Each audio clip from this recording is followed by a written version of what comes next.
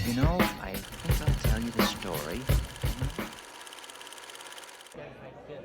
Kwon is a reluctant celebrity. Unlike most of the participants on CBS's reality show Survivor, he didn't audition for the program. The producers came looking for him. The season I was on was very controversial because they decided to divide the teams based on race, and they had a lot of trouble getting Asian Americans. So they got down to the final round, they didn't have enough Asian Americans, so they made a last-ditch effort to recruit more, APAs, and somehow they found me.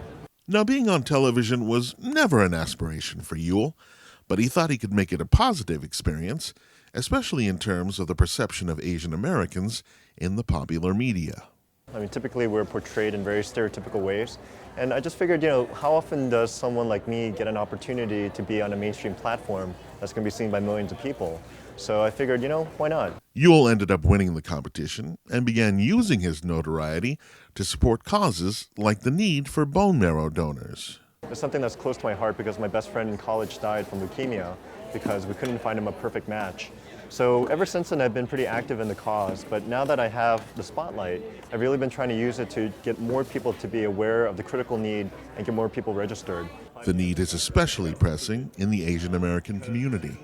If someone who's Caucasian needs to find one, the chances of finding one are pretty good because the national database has quite a few Caucasians. In our community, not enough people have gotten registered, and it's been a real struggle to try to get the awareness out and get the news out. Yul makes a lot of personal appearances now, and one condition he likes to put on organizers is the ability to have a donor drive at events like this one here at the San Diego Asian Film Festival. In San Diego, there's a baby, Jonah, who desperately needs a bone marrow transplant and needs to find a donor, but he can't because not enough people in our community have taken the time to get registered. And it's a problem that doesn't need to exist. The only reason it exists is because we let it, and not enough people have taken it upon themselves to step up, and I think that needs to change. The hope is that enough people in the Asian community respond so that grassroots drives like these become unnecessary.